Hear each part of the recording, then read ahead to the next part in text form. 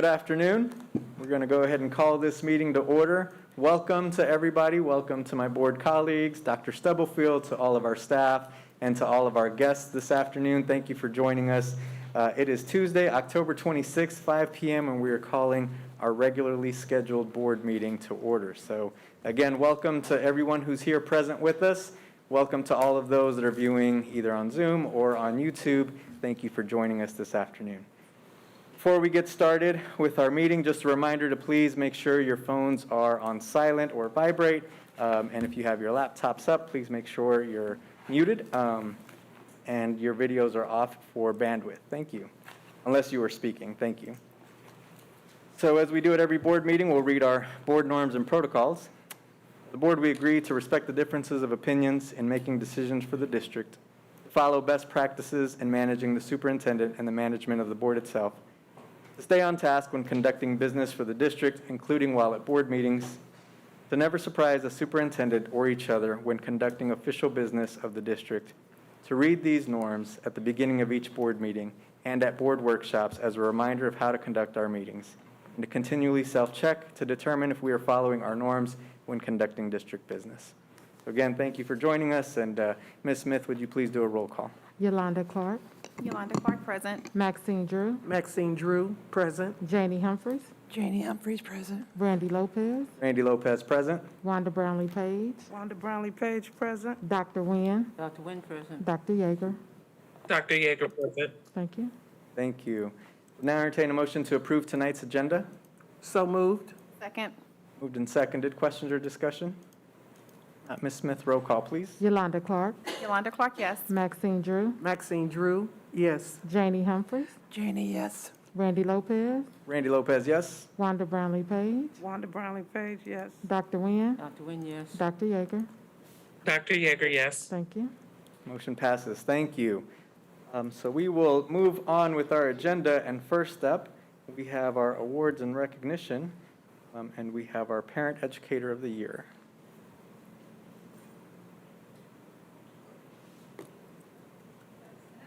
Hi. Do you want me to take my mask off here? Okay. Hi, I'm Jackie Hempel. I was the Parents as Teachers Coordinator here for 6 years before I recently retired in July. I have the great privilege, where did you go? You're on my other, sorry, why don't you come on this side so you can see on the camera? Before I retired July 1st, I had the ability to nominate one of the parent educators for National Parent Educator of the Year. Well, that was a really hard decision because we had, at that time, 17 parent educators on staff. Now there are 16, but not only did I have to pick one from here, that person had to compete with all the parent educators in the consortium, which KCK is a part of, which includes Olathe, Turner, Leavenworth, and Fort Leavenworth schools. Well, from that point, we chose Blanca Menendez, right here. She's been a parent educator for 9 years, most of those in the KCK school district. And it wasn't hard to nominate Blanca, but you have a great staff of parent educators here. And I know we've had some newer board members since the last time I had spoke here. Just a brief explanation of what the program is it's an early childhood home visiting program for anyone at all in the school district that's either expecting a child or up to age 5. And the parent educators go through a lot of training. They have to have a bachelor's degree. They go on these home visits, morning, afternoon, at night, weekends, by themselves, no matter where it is in the district, and bring developmental activities that are age appropriate, do developmental screenings, vision and hearing screenings, refer those families to any appropriate resources, whether it be infant toddler services if the child needs a little help, an eye doctor if they don't pass the vision exam, or it could be resources for food, housing, jobs. But their role is to try to help parents be the best parents they can for their children and help them enter school ready to learn. So Blanca's been in a special position the last couple of years. She works at the University of Kansas Hospital Authority's pediatric clinic at the main campus. We've had a partnership with them 13, 14, maybe 15 years now.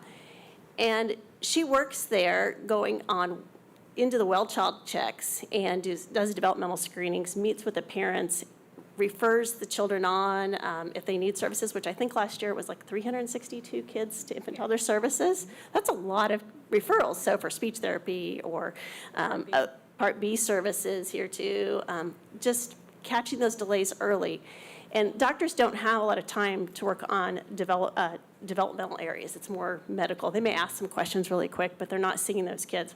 So Blanca meets with those families in those well child checks and also connects them to a lot of other resources, answers questions, tries to refer them to home visiting programs like Parents as Teachers or the best fit for them, whether it's Early Head Start, Healthy Families and such. Well, when Blanca started there, she was welcomed with open arms because she's bilingual, and that helped them so much. So when I I contacted them because I had to have 2 letters of recommendation. So Sally Page Gertz, who's a nurse practitioner, and Dr. Michael Lewis were very glad to help do that. So I'm going to read just a few things that they had said. So Dr. Lewis said, as we think of what someone is as an educator, Blanca embodies all those qualities as someone who is flexible, invested, calm, and passionate. She gets to the office very early and is frequently the last person to leave our entire office. Our general pediatric practice sees nearly 20,000 children annually in multiple clinic sites, so she's frequently coordinating with physicians and nurse practitioners across the area. Watching her place so many families as priorities is energizing to our other team members. She refers families from the clinic, not just those for PAT, for further evaluation. And she's very convincing when some families may not see the importance of further evaluation, and she gets them to follow through. She kind of gives them a little extra nudge, calls them up. She also connects families to other programs throughout the clinic. And she has taken a special interest in teen parents and has worked with our teen groups and relates well to teens. And some of them who aren't even PAT anymore call Blanca when they need resources. He also said, with COVID-19, her role became even more pivotal as less children were coming for well exams, as well as children weren't in as many structured daycare programs, resulting in some avenues where at-risk kids weren't being identified. Blanca faced that challenge, and even as a recent breast cancer survivor, she was still in the office ready to quickly respond to seeing a family in our clinic or coordinate with the child's provider so children and families were not lost during so much uncertainty during the pandemic. Just a week ago, according to Dr. Lewis, I wanted to be sure I gave her a warm handoff of a high-risk social situation that I'd seen the previous day in after-hours clinic. She had this child's family contacted by the end of the day and set up for the next steps to get them started in the program. I know our whole team is comforted to know that when they reach out to Blanca, her instant response is, can I come talk to the family right now, or I will call them now. Her dedication is empowering families as a parent educator is as exciting, and we will all continue to advocate for our patients and families.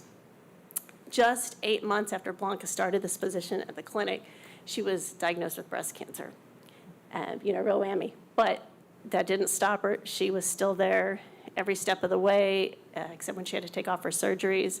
And then the team really did get behind her, and I'll join in a walk. She also was working on her master's degree when all of that happened too. But she powered through. And during COVID, she actually only worked remotely 1 month, and she was back in the clinic. So we were so proud of her. Unfortunately, she had a ticket with Southwest Airlines 2 weeks ago to travel to Baltimore to accept this award, which there were only 4 given nationally. And her flight was canceled, could not get it rescheduled. So that was really hard and really sad to get such a huge award and not be able to be there in person to accept it. So it's on its way here. But this is just so huge to get this, such an honor. I said she was competing against hundreds or thousands to get this award. So I know she brought her son, Sebastian, and her parents, Mr. and Mrs. Menendez. They were all going to go to Baltimore to see her get this award. So it was really disappointing. But she's still getting it, and hopefully it'll come, and she's well deserving of this award. So anyway, thank you, and thanks for honoring here, too. Thank you.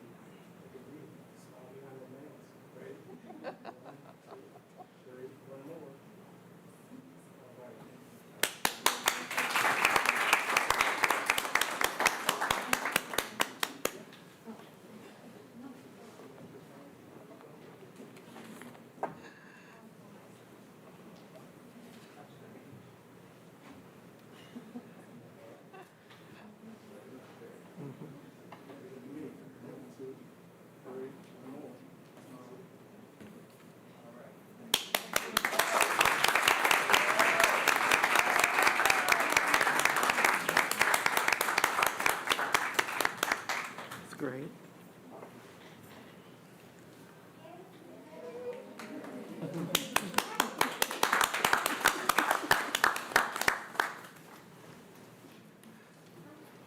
All right, felicidades, Blanca, and to your family, congratulations, and thank you for all the work that you continue to do.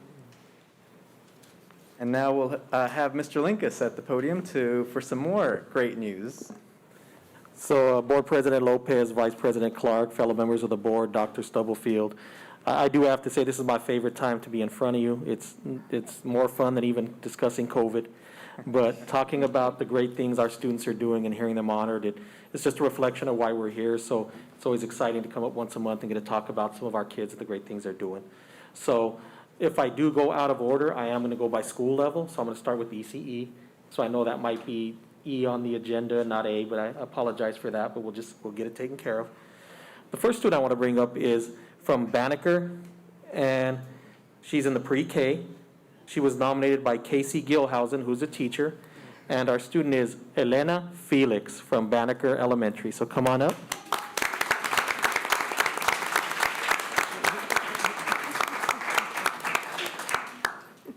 And while Dad is walking up with her, I'll go ahead and read off that Elena has not missed a single day of school. She arrives with a positive attitude, follows all of our rules and routines without reminders or redirection.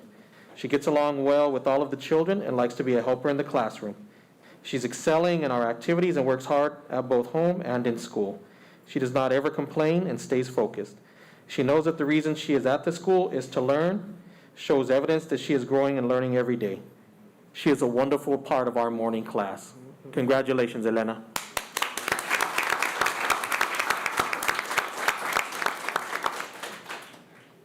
And on behalf of the Kansas City, Kansas Public Schools, I'm going to go ahead and give her this before she can come up and take her pictures. So I'll give this to her with Dad.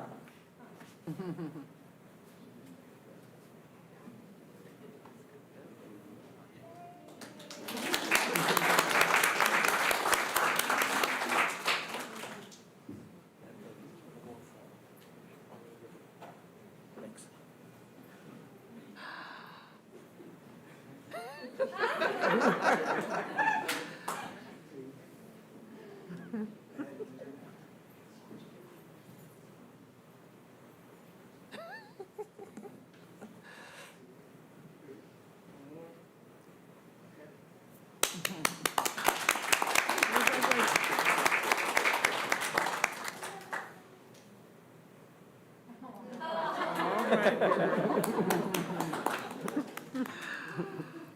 She's so cute.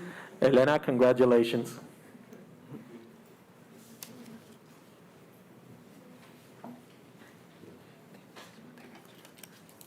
Our next student that we'll be honoring, he unfortunately cannot be with us tonight. We did get a call that he and the family could not be here, but we still want to give him a shout out, and I'm going to go ahead and bring his picture up here, because I think we all want to see this little guy's face. This is Oswin Torres Martinez. He is a third grader at Francis Willard Middle School. So we want to congratulate him. Although I said the family couldn't be here, I did see Dr. Alvarez, the principal, here, so I'm going to go ahead and have him come up. And I'm going to go ahead and read a little bit about Oswin as Dr. Alvarez comes forward.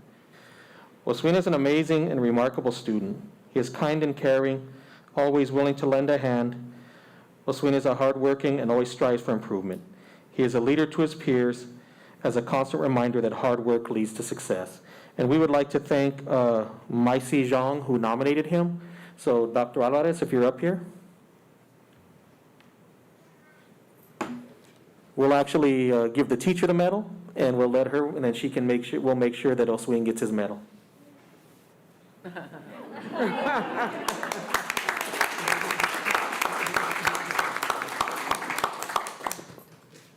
Thank you both. Let's say if you guys want to take a picture, we can. All right, I offered. The next student we'd like to honor is Uriel Sanchez. Uriel is an 8th grade student at Arrowhead.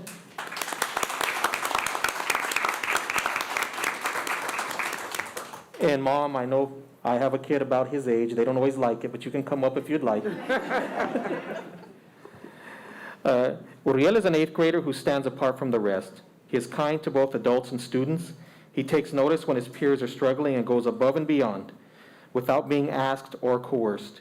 He will take the initiative to translate for his peers and teachers to help them be successful. He brings enthusiasm with him to class and carries it with him throughout the day. Uriel deserves to be the Student of the Month, and he is nominated by the Arrowhead Middle School teacher, Heidi Prokop. So, Uriel.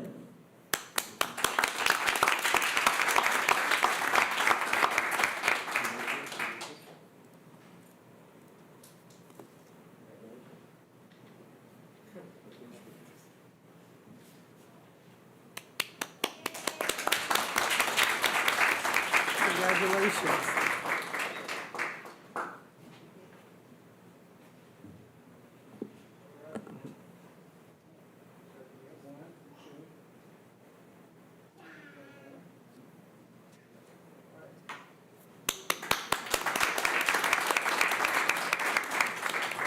Uriel, congratulations. Señora, felicidades. And last but not least, we have our high school winner. Our high school winner is an 11th grader from Sumner High. She was nominated by Mr. Sean Fitzgerald, who's one of the teachers there. And Wendy, if you'd like to come up as I read this. Mom, if you'd like to come as well, you're always welcome. Wendy has led her classroom cluster well and has done a great job of applying soft skills of critical thinking and empathy in her history classroom. This has enabled Wendy to apply the text in class to herself and therefore make history relevant to herself and classmates in her own way. So Wendy, I'll go ahead and give you this medal.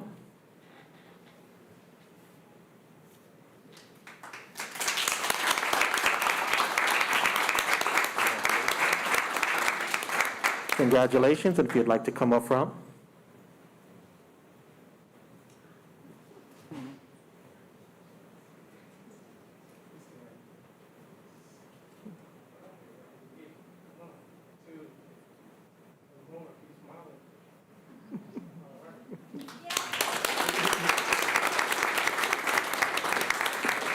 Once again, we'd like to congratulate Wendy Fernandez Mar from Sumner High School, 11th grader.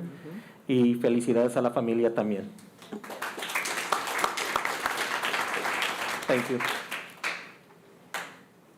Thank you, Mr. Linkus. And as Ms. Jody Mitchell gets ready to present, just want to say thank you to all of our students and those who nominated you, and congratulations, felicidades to each of you and to your families for such an amazing award and recognition. So congratulations. Well, good evening, Board. Good evening. Good evening. Mr. President and Dr. Stubblefield. Thrilled to be with you this evening in person, and we also have our Employee of the Month also here in person. So if I could call Miss Laura Beard. She's a para-educator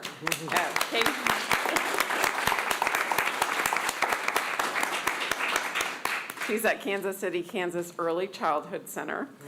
And we had several people nominate her this month. I think there were 6. And so instead of reading all 6, I just compiled some highlights from each nomination. But as I came in and I introduced myself to Laura, she shared with me that she's a 3rd generation Employee of the Month. Both her mother and her grandmother, who were employees at the district, also received this award. So I was like, wow, this is amazing. So I'm just thrilled that I could present this to you. And I left it right there, but we'll get it. Okay, so a couple of things about Laura. So she's been with the district for 17 years. She is a helper, motivator, and fosters positivity in the building for staff and students. She is someone who creates strong connections with students, especially those who need assistance with classroom routines. She is often known as the safe person to discuss feelings with for our younger students. Due to Laura's effectiveness, she's been able to spread herself farther through the building to assist additional students by making strong connections despite COVID disruptions and the transitions back into school. And I know we have a couple of guests here with Laura, if they would like to stand while I present the award and to celebrate Ms. Laura Beard as our October Employee of the Month for 2021.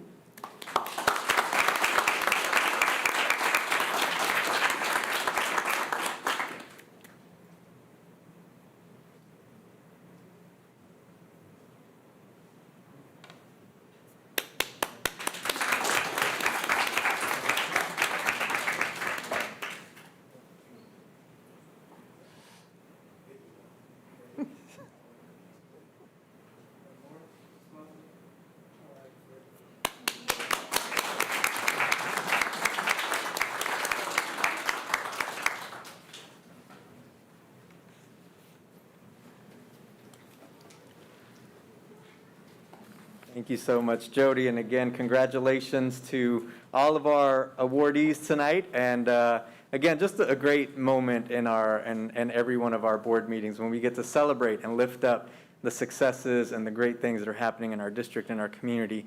So I just want to say thank you to all of you, to those that nominated you, to those that were presenting tonight, to your families. Such a proud moment, and thank you for what you do for our school district and for our community. So congratulations to each of you.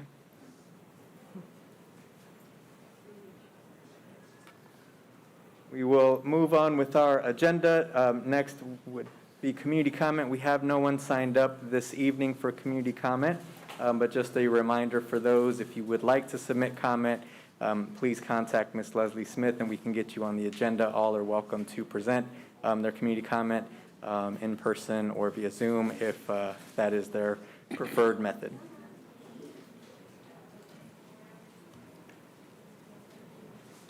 Next up, we will hear from our Superintendent of Schools, Dr. Anna Stubblefield. Good evening, and thank you, everyone, for being here. And again, congratulations to our awards and honorees.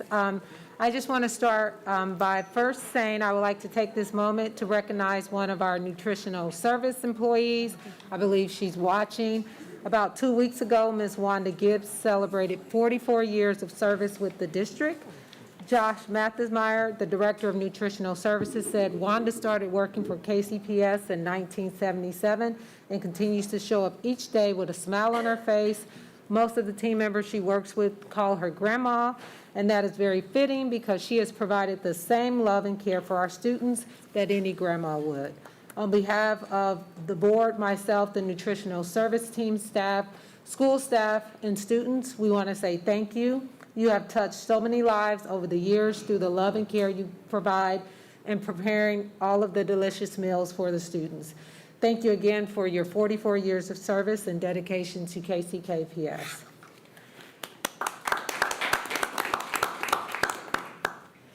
I just want to remind everyone I will host my final 2 listening and learning sessions for this quarter. The next one is this upcoming Saturday at the cafeteria in Sligo High School from 11 to noon. And we did add one by request on Sunday from 1 to 2, and we will give more information about that. We'll communicate that out. Both of these sessions will be in person, and we'll share the location of the second one as we finalize it with the group who requested it. I also want to take this time to say thank you to our community partners for supporting Real World Learning Day for Herman High School tomorrow. I want to thank all of our community partners who are providing support for us during our Real World Learning College and Career Exploration Day to be held tomorrow on Wednesday, October 27th. This will allow us to provide restorative justice training to the entire staff at Harmon without overtaxing our subsystems. So I want to also thank all of the staff, district office and other locations who will be supervising and escorting students to a variety of locations. So I want to take the time to acknowledge Avila College, A-STEM Village, Boys and Girls Club, Children's Mercies Hospital, Donnelly College, Johnson County Community College, Kansas City, Kansas Community College and Tech Center, Rockhurst University, Student Entrepreneur Experience, Mayor David Alvey, County Commissioner Doug Bach, and the Unified Government of Wyandotte County and Kansas City, Kansas, U.S. Engineering, William Jewell College, Mark Dupree and the Wyandotte County District Attorney's Office, and also the Mahomes Foundation for stepping up and providing meals to all of our staff at J.C. Harmon tomorrow. The 15 and the Mahomes crew will be bringing Jack Stack to all of our staff members at Harmon, and we cannot say thank you enough.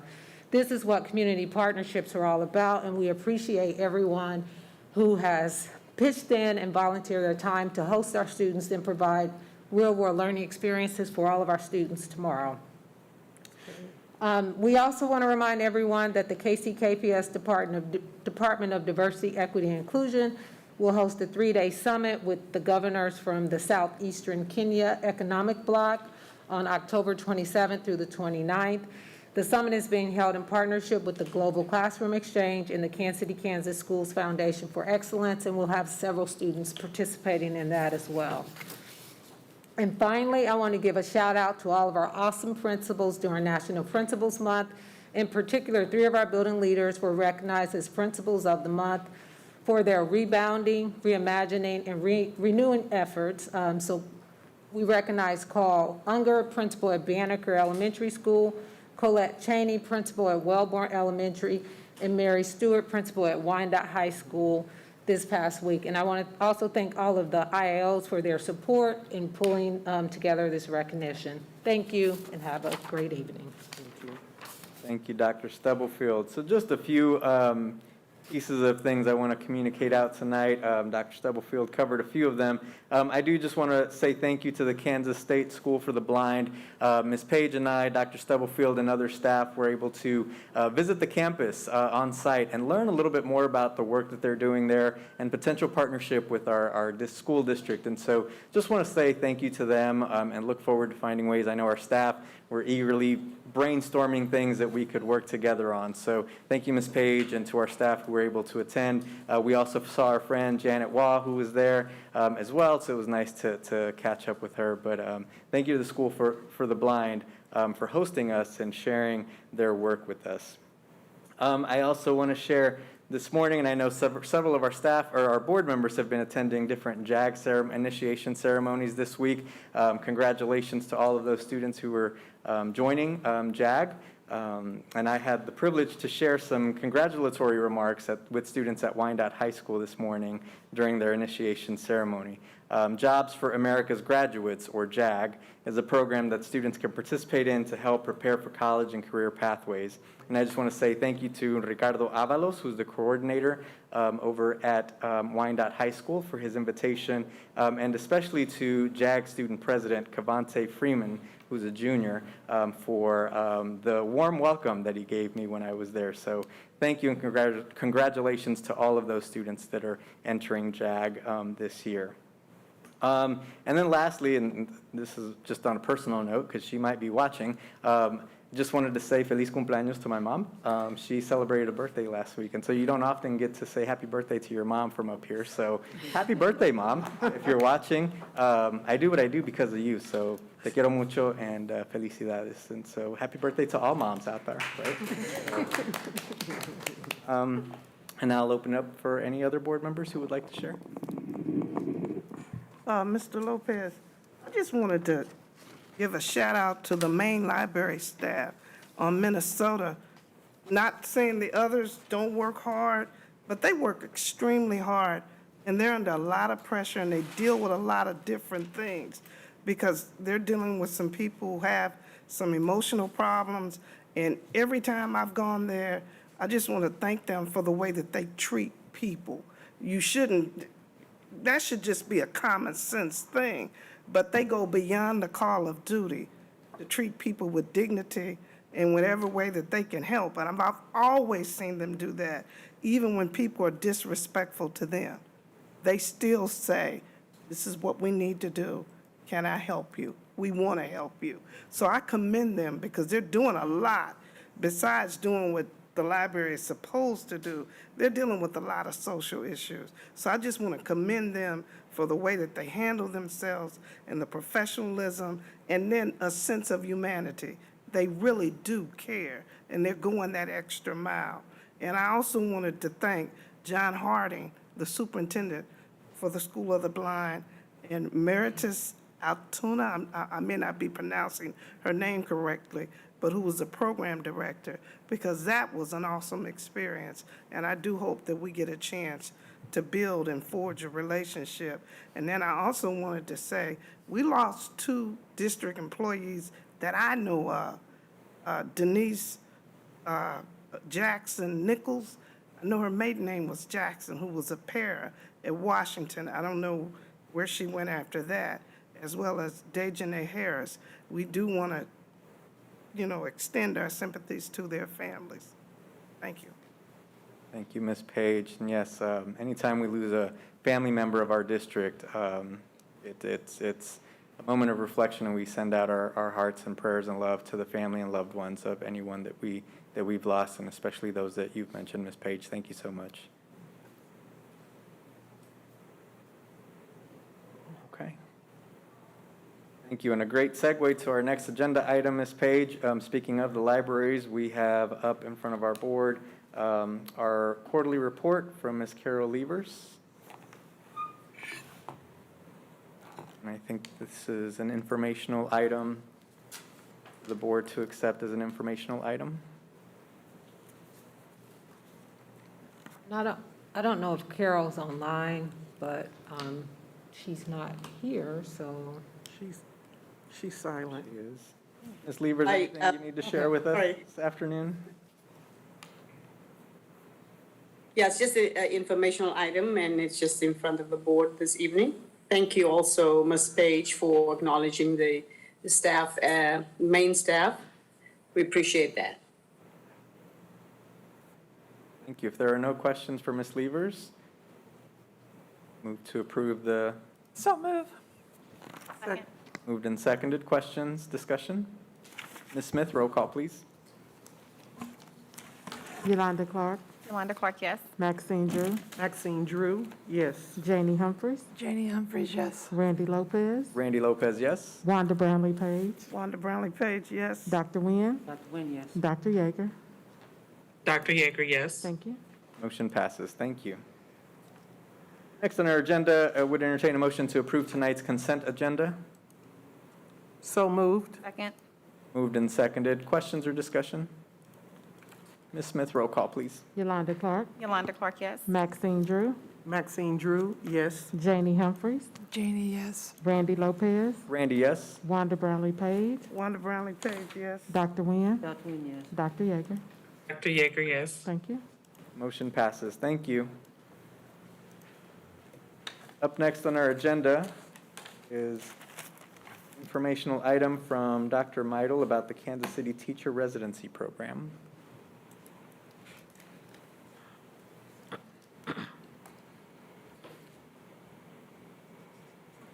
Good evening. I'm not going to do the presentation. I'm just here to introduce the two gentlemen who are going to walk us through revisiting of a presentation that you all saw last year that has been revised to address the questions that came up and is updated because now KASB has approved this for us in this state and for our district. So let me introduce Andrew Stewart and Vernon Birmingham from KCTR. And I'll also, of course, be here to answer any questions.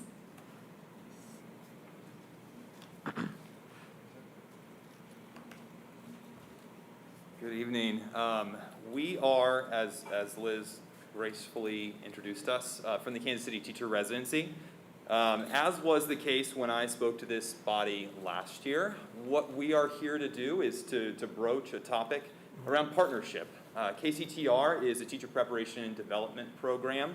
What we do as an organization is a 501c3 is we bring people who are interested in becoming teachers. We put them through a one-year residency program, and at the conclusion of that residency year, under which they spend the majority of that year under the guidance of a mentor teacher in a partner school. And during that time frame, and at the conclusion of that time frame, they finish with full credentialing and licensure from the state in which they are training. In this case, this would be the state of Kansas. So we're really excited about the possibility and opportunity to potentially partner with KCK. Myself and Vernon have had the opportunity to talk with a number of people within the district, including Dr. Stubblefield, Dr. Campbell. We've worked with Liz as well as Ms. Salinas. Talked a lot about how our program specifically can meet the needs of the district, not only in terms of the people that we bring to bear on the work, and just meeting those basic needs of needing human beings to teach, but also because one of the core principles of our program and core priorities, and one of the outcomes of our program, is that we create cohorts of teachers who come in and complete the program that are dramatically more diverse than the typical teaching population. Specifically, most of our cohorts fall about 50% people of color and somewhere between 35 and 40% men. I'm not going to walk us completely through these materials because a lot of these things are things that everyone has seen already. But I want to turn it over to Vernon to talk quickly just about a couple of items that are here. And then we want to make sure we answer any questions that y'all might have. All right. So good evening. As Andrew said, my name is Vernon Birmingham. Never hesitate to say I'm a proud graduate of F.L. Schlegel High School, 1995. Also a former educator and teacher at Schlegel High School as well. So as Andrew said, excited to be in front of you all. As when I started with KCTR, one of my first questions to Andrew was, what about KCK? Being from KCK, having a passion for education within KCK, his answer was, we're working on it. So I'm excited to be here in front of you all today to talk about our program. And as Andrew stated, our big thing is we're trying to help develop quality educators to serve the young people in KCK. We're trying to increase the number of highly effective teachers. All students deserve highly effective teachers. I say often, I love substitute teachers. I love that they sometimes fill long-term substitute roles. However, we want to ensure that we have quality educators in front of our students to help them as they continue to go through the education system. And as Andrew stated, we want to increase both diversity and representation among the teaching force as well.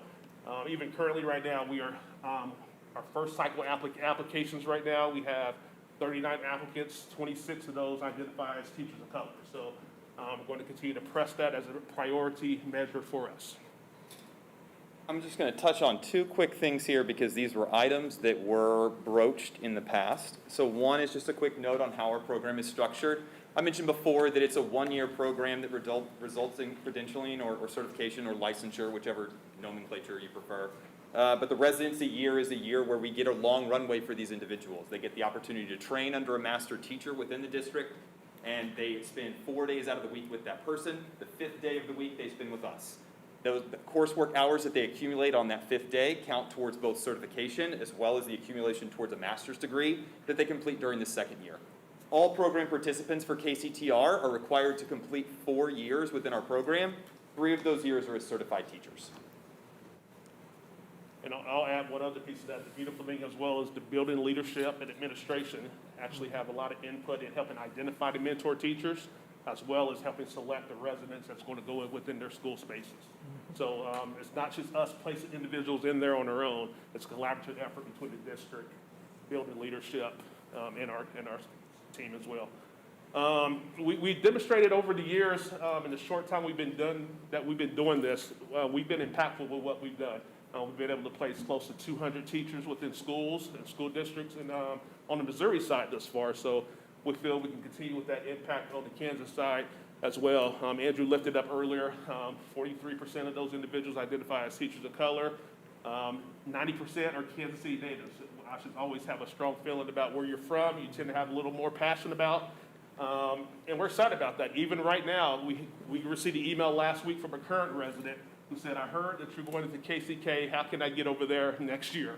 And we said, well, hopefully we have some news for you in a few weeks. So that's kind of where we are. We're doing good work. All of our individuals who go through complete the master's degree component of the program, so that's a big lift for us as well. And 9,000 plus students are being impacted because of the desire of individuals who want to go into teach and find an alternative route to being able to do that. And we think we provide a great resource in that way with our residency model. The classic question that always gets asked, usually somewhere around this point, is the question of what does it cost the district to participate? I want to be really explicit and clear. We ask for one thing for districts, and that is a fee per resident. It's $15,000 per individual. That is the only fee, and that's the only money that's exchanged between us and our school partners. That $15,000 secures the placement of a resident and also secures right of first refusal around hire. In the event that that person doesn't complete the program, doesn't receive certification, then that fee is refunded to the district. It's prorated, so because we believe that our residents provide a service even during the residency year, they effectively act as paras in the classroom or as student support individuals within the classroom. Towards the middle of the year, we usually shift to more of a co-teaching model. So there's a value that's presented even before they complete the program. But I want to just really stress, I know that within the context of districts all throughout Kansas City, a lot of the bodies like this and organizations like this have been burned. And so we just want to be really explicit. We're not asking for a big chunk of money and then promising something that we may or may not deliver on. What we're offering here is a partnership in which we're going to provide you with human capital and ensure that there is a return on investment. And I know that that type of language when we're talking about people can feel a little bit iffy, but we just want to be really, really clear. We know that you want to be good stewards of the resources the district has. We're good stewards of the money that was given to us by our district partners as well as philanthropy, and we don't ask for something if we can't deliver on it in exchange. There's 2 other things that I want to lift up here. One is that we ask for continuous collaboration at the school level. So we're really excited that we've had the opportunity to talk to Dr. Stubblefield and other district leaders about this program. But the real work happens once we clear this body and this organization and this place right here and get into the school buildings and start working with principals. Get to build relationships with them, their staff, and then eventually get to impact kids. And so we ask for continued collaboration between us and building leaders so that we can ensure that we're giving people what they need at the classroom level. The other thing, and I'll lean into this just a little bit, is around shared vision. we really want to make sure that everyone we work with has the same vision for what equity in inside education looks like, which is every kid deserves the opportunity to determine their educational future and then their economic future as a result. So we're picky about partners. We're not here just because we want to partner with KCK because it's a large district. We're here because we believe in the vision that the district has stated. Vernon's going to touch on that in a few moments as well. But I want to be really clear. We're not beating down everyone's door. We're explicit and picky about who we partner with.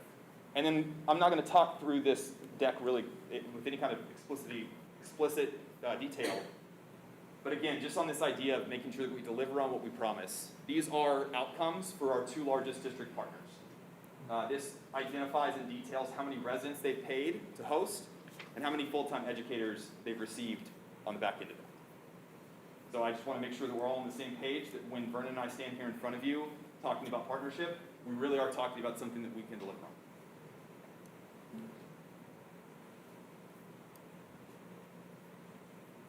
So again, the question is why KCKPS? As we know, the Teaching Fellows Program has done a marvelous job thus far in doing similar work and in ensuring that we have qualified teachers in the middle school and in high school space. We feel we can do the same within the elementary school space right now, then eventually down the line, maybe see where we can also play a role in ensuring that we have qualified teachers. As Dr. Stubblefield says in one of her quotes, her intention is that every student will graduate from the district empowered and ready to launch. And matching that with our vision of we see Kansas City where quality education is guaranteed for all, those things go hand in hand. So often within spaces, we talk about future of students. We spend a lot of time focused on the high school level, often career development, college prep, and those things as well. But we also believe it starts very early on in the elementary space, and I think that's where we can continue to be a valued partner with what we offer within the Kansas City, Kansas public schools. I want to make sure, and I don't know exactly where we're at completely on time here, but I want to make sure and reserve the rest of the time if there are questions that people have. Vernon and I would love to answer any of them. And also, we'll make sure that contact information is shared if there's follow-up questions. Thank you so much for the information. Again, board, this is up just for informational purposes tonight, but we have our guests here with us to answer any questions. I know there were some questions ahead of time. You should have received information based on those questions, but now would be an appropriate time to ask any other questions that we may have of the program that you may want more clarification on. Mr. Lopez, Ms. Page. now, before when you came, you were only dealing with the secondary level. So I know you didn't give the names of the district, but have you done elementary in the other districts? Yeah, so that slide deck that I showed you before on the Missouri side, we only do K through 8 right now. So secondary is something that we haven't broached in Missouri. We want to get really good at the elementary space first. So what we're doing in Kansas is going to be the same grade levels that we do in Missouri. You know, we place most of our residents within the elementary space on the Missouri side as well. Dr. Nguyen. Thank you, Mr. Lopez. On the slide, it would be 11, the role of school partners. Mm-hmm. Your first 2 bullet points, you said the 15,000 per resident. Yes. So explain your second bullet point. Yeah, so we typically ask for a 1 resident amount deposit to hold the partnership, which A has what? been a $15,000 deposit. Speak into to the hold microphone, partnership. please. Absolutely. We typically ask for a $15,000 deposit to hold the partnership on the front end that then gets, at the conclusion of the first MOU that we signed, they're usually 2 to 3 year MOUs, Okay. then gets refunded back to the district. Okay, that's per resident. So what is what's the second bullet point? Is it the same as the first? No, so there's a fee per resident that we charge. So let's say KCK said that they wanted to host 2 residents. That would be $30,000.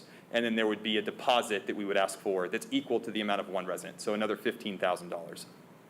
It would just be there in order to ensure that the partnership is secure. It's something that our legal team has suggested that we include as part of it. It's something that I would name if that's a stumbling block for partnership. That's something we could absolutely discuss. So is that a deposit per resident? No, ma'am. It's a single deposit of Single $15,000. deposit? Yes. Okay, that could have been a little clearer. Yes, it absolutely could. Apologies for that.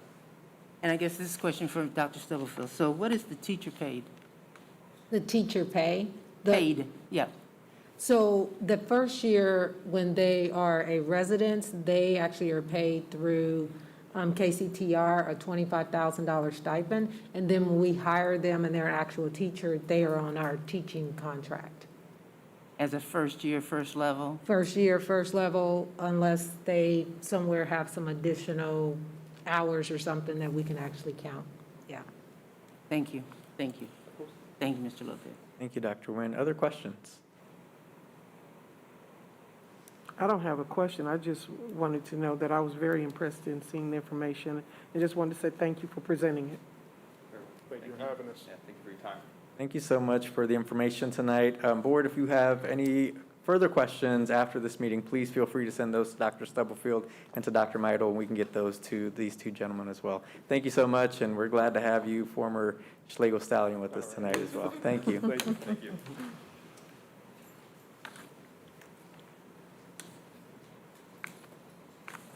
Next on our agenda, we have Ms. Kenise Salinas, who's going to come up and talk to us about, give us an update on our diversity, equity, and inclusion work. Hello, board. How are you? Hello, Good Dr. evening. Stubblefield. How are you?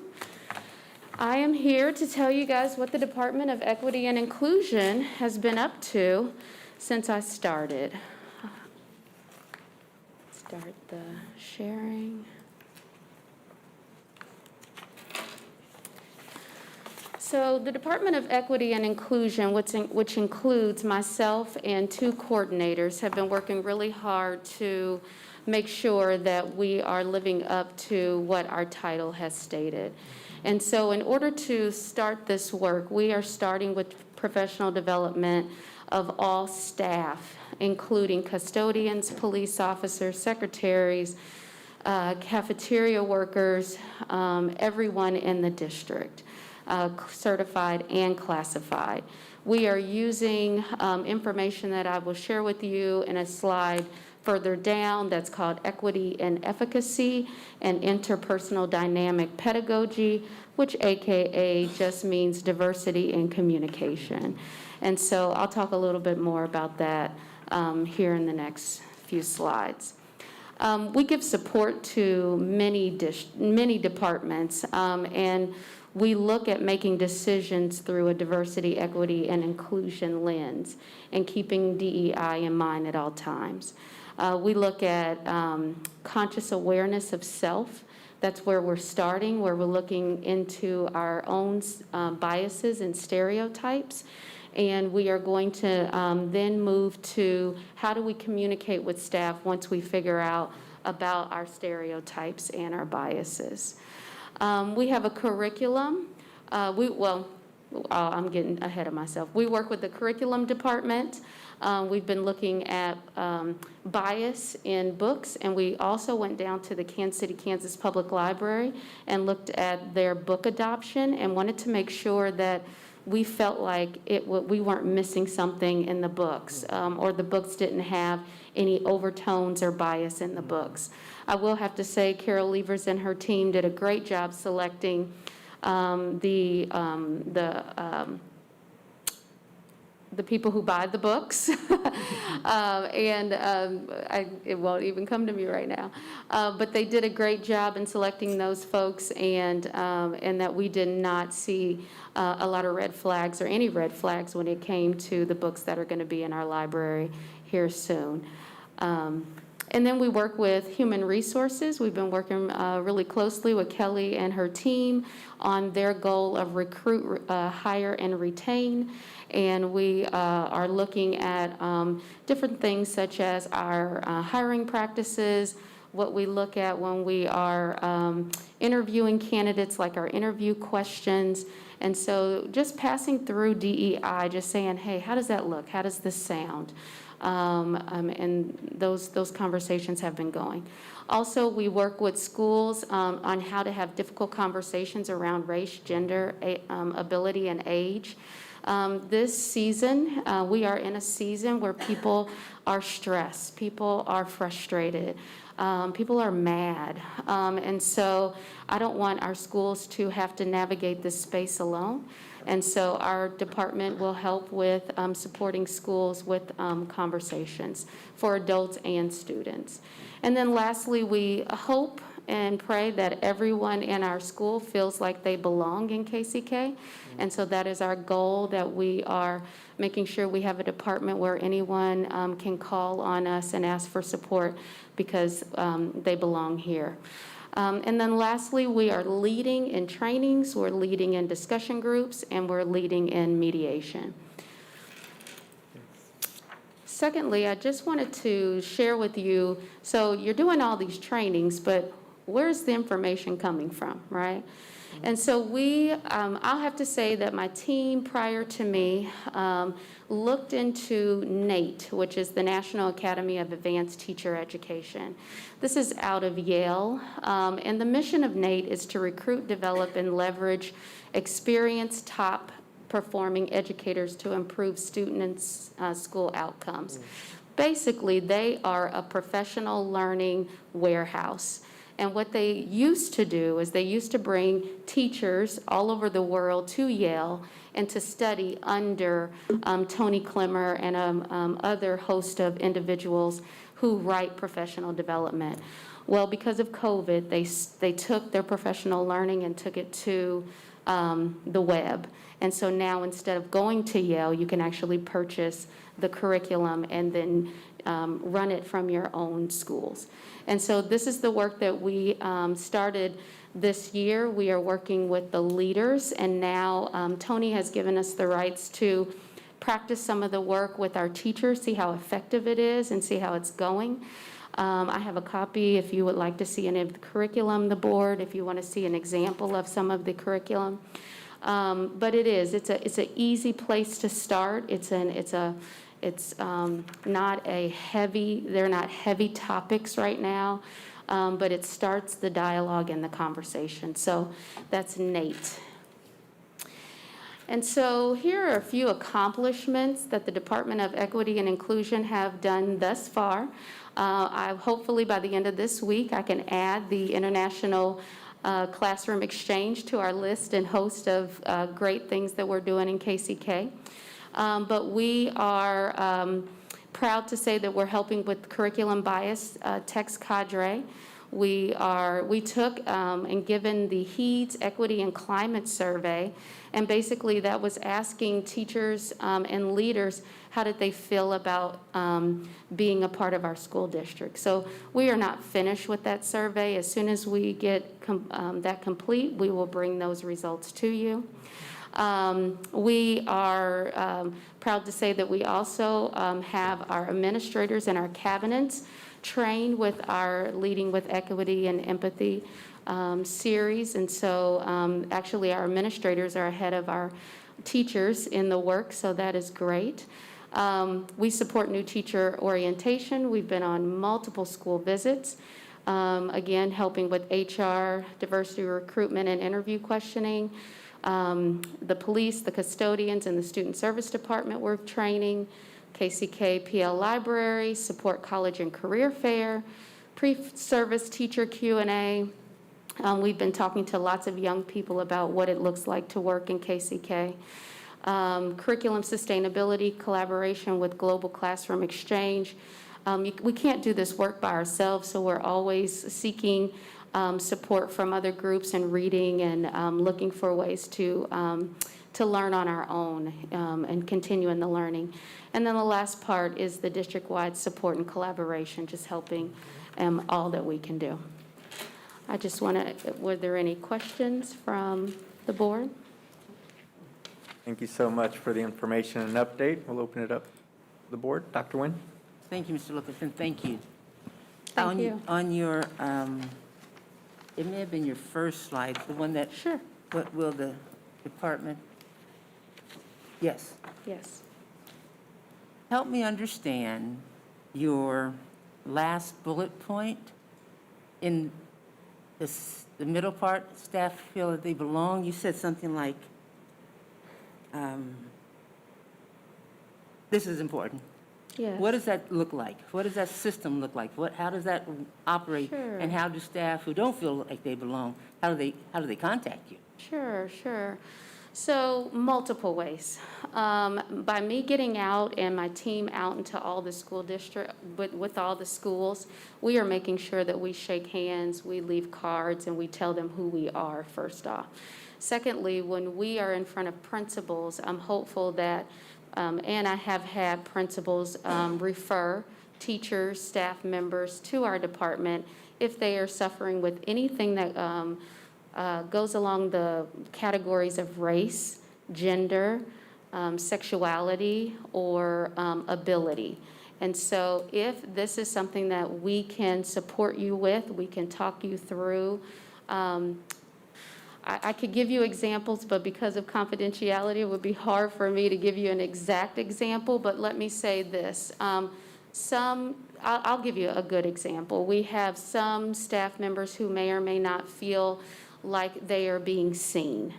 And so if you are not being seen for who you are, or you feel like you just don't fit somewhere, you can call us and we can talk you through it. We can even refer you past us if we need to. So if this is something that we need to do a mediation with the school, if it's a place where we need to talk to HR, if we need to talk to NEA, we have so many levels and layers of support that I'm just a place that they can talk it through. And if they feel like they've been heard and they understand and we have goals, or we've solved or problem solved an issue, then they can move on and be fine. But I think sometimes we get hung up. Before DEI was a thing, or before it was a department, it was kind of hard to just go right to HR if you had an issue, or to go to a title officer when all you wanted to do was talk through. And so now you have that middle ground that we don't play sides. And so we just listen, but then we can go and refer you past us if it goes beyond our scope and practice. So is that helpful? Very helpful. Okay. But where's this information so that if I didn't see you when you came to the school? Yes. So we do have a website. So we are on the website, and we are, I hate to say it like this, but we're everywhere. So we are in the schools, we're doing school visits. We teach our DEI reps, so every building has 2 diversity, equity, and inclusion reps in every building in our district. And so those reps come to trainings on Zoom every single month. And so they know who we are, so then they can then be another layer of support to tell the staff where they can go to get help. Also, we just trained all the counselors and all these social workers, and so they also know who we are and who our department is. So as we matriculate through the district and as we continue to train all the layers in the district, pretty much every group now knows who we are, where we sit, and then how to contact us. Thank you. You're welcome. Thank you, Mr. Lopez. Thank you. Ms. Clark? I have questions around, thank you for being here tonight. Sure. I have questions around the interview process and what that looks like, because my understanding is there's maybe 2 levels of interviews. There's one at the HR level, and then there's one at the district or the school level, or so what does that look like for interview questions there? Have you gone through and looked at interview questions from both sides? Have you looked at the interview process from, should we have panel interviews so we remove biases? Can you go into a little bit more of that for me? Yolanda, I can just dip my toe. I'll take that. I can only dip my toe in that only because we've had one conversation and then we put it on pause because I know Dr. Stubblefield is looking into the same type of questions that you're asking as well. And so the only thing DEI has done so far is that we have brought HR and DEI to the table and said, let's put out there all the questions that we have from the district, like our common questions, and let's look at that. Now, we did not solicit all the questions from every single building, and we know that that is in itself different too. We talked about having a district-wide policy versus a building-level policy, or a band policy like elementary, middle, high school and how they structured their interviews versus, elementary versus high school. So really, we just had a very open dialogue. Did not want to go too far in the weeds because we knew that there were more people looking into the same types of questions that you're asking. And so my goal was to make sure that HR knew that DEI was ready to support you in this work.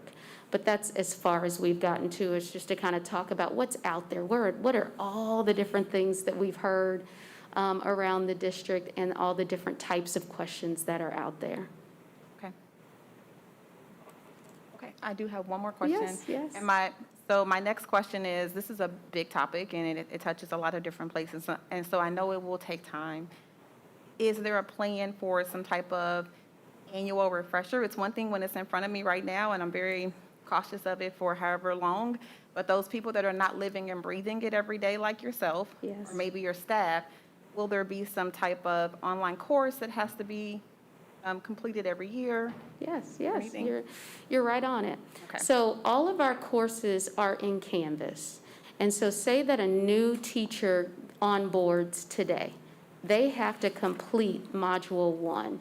So what we have done is that we have layers of support. So the first layer is that all new staff members, doesn't matter if you're a bus driver to cafeteria worker or you're working in the schools as a teacher, classified or certified, one of my coordinators will go downstairs when it's new employee orientation, and they will give you the training of the Module 1. Past Module 1, which is still in Canvas, but we want to get a face-to-face with you for your first onboarding. Past that, onto Module 2, Module 3, you can take that in Canvas. So we are leaving that up to the administration at every building to make sure that it gets done.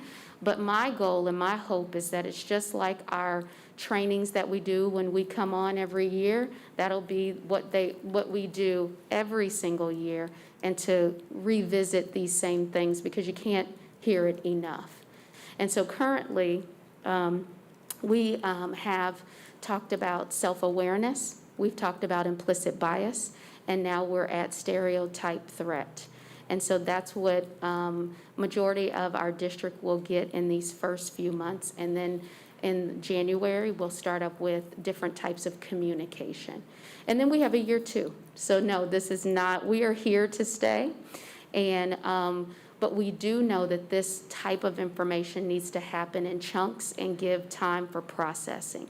And so we are given time for people to sit and rest in the information and have time to ask questions. They also are given time to contact our office if they need, like our reps who train. It's a train the trainer model. We train administrators, we train the reps train their schools. And so then we give the reps about almost a month, 3 months before they have to go train their schools, so that they can sit in the work before they have to go train. So it's a well thought out process because of the reason you said, Ms. Clark, that this information is kind of heavy and that you need it consistently. Thank you. You're welcome. Any other questions? And they do sign off at the end of every course. They do sign off. So there is an attendance. Thank you, Ms. Page. There is an attendance that you have to take in your Canvas course. You also have to sign off in Frontline when you do it. Our whole system gets trained on all the same day. So unless there's there's something else going on in the building, but for the majority, our entire system has the course on the same day. And so they all have to take an attendance and or go into Frontline and click Frontline as well. Yes, thank you very much. Thank you, Ms. Salinas. And I'll acknowledge, that this board has been so eager to continue to have these conversations around diversity, equity, and inclusion. And we look forward to learning more and having more facilitated conversations, discussions. I know with staff, we've talked about how do we include this in our retreats and making sure that this is top of mind. We're in our infancy in this journey around DEI as a board and as a district, and we've got a lot of room to continue to grow. And as you said, this is something that continues. It's not a check the box thing. This is something that we continue to learn every day. So we really appreciate the work, and we look forward to making sure that this is a part of who we are as a board, to make sure that we're governing in an equitable way, and that this is a part of our everyday work and our policies and how we approach the work as a board. So thank you so much to you and your staff. And I'm ready to train you guys too, so just give me a date. We're ready. All right. Thank you so much. If I get elected. All right, so next on our agenda, we invite Mr. Stephen Linkus to give us an update on our Kansas City, Kansas school staff COVID testing policy.